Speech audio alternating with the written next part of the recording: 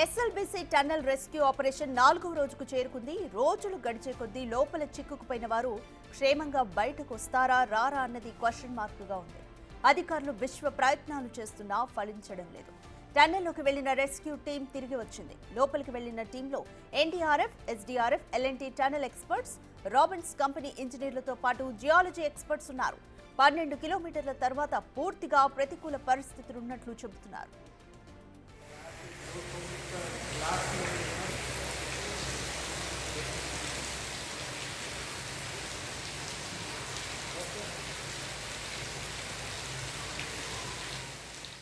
పన్నెండు కిలోమీటర్ల తర్వాత టీబీఎం మెషిన్ అడ్డుగా ఉంది. మెషిన్ వెనకాల పెద్ద ఎత్తున మట్టి, బురద ఉండిపోయింది. టీబీఎం మెషిన్ను కదిలిస్తే పైకప్పు మరింత కుప్పకూలే అవకాశం ఉందని ఇంజనీర్లు చెబుతున్నారు. దీంతో టీబీఎం మెషిన్ దాటి ముందుకు వెళ్లేందుకు రెస్క్యూ బృందాలు సాహసం చేయలేకపోతున్నాయి. మరోవైపు రెస్క్యూపై పూర్తి సాధ్యాసాధ్యాలను సమీక్షిస్తున్నారు ఉన్నతాధికారులు.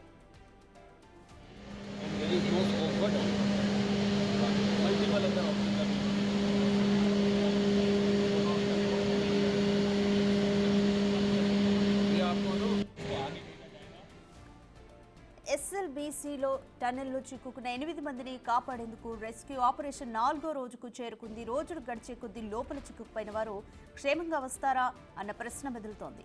అధికారులు విశ్వ ప్రయత్నాలైతే చేస్తున్నారు, అయినా కూడా ఫలించడం లేదు. టన్నెల్లోకి రెస్క్యూ టీం వెళ్లి తిరిగొచ్చింది. లోపలికి వెళ్లిన టీంలో NDRF, SDRF, L&T tunnel experts, Robbins company ఇంజనీర్లతో పాటు జియాలజీ ఎక్స్పర్ట్స్ కూడా ఉన్నారు. అయితే 12 కిలోమీటర్ల తర్వాత వీరికి పూర్తిగా ప్రతికూల పరిస్థితులు ఉన్నట్లుగా చెబుతున్నారు. మీరు విజువల్స్లో చూస్తున్నారు, లోపలికి వెళ్తున్న బృందాన్ని కూడా చూస్తున్నారు.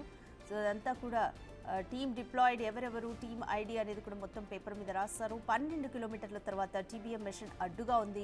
మెషిన్ వెనకాల పెద్ద ఎత్తున మట్టి, బురద కూరుకుపోయింది. అయితే ఈ మెషిన్ను కదిలిస్తే మాత్రం పైకప్పు ఇంకా కూలే అవకాశం ఉందని ఇంజనీర్లు స్పష్టంగా చెబుతున్నారు. దీంతో టీబీఎం మెషిన్ను దాటి ముందుకెళ్లేందుకు రెస్క్యూ బృందాలు రిస్క్ చేయలేకపోతున్నాయి. ఇక మరోవైపు రెస్క్యూపై పూర్తి సాధ్యాసాధ్యాలను ఇంకా ఉన్నతాధికారులు కూడా సమీక్షిస్తున్నారు. Where actually the slippage of the surface happened.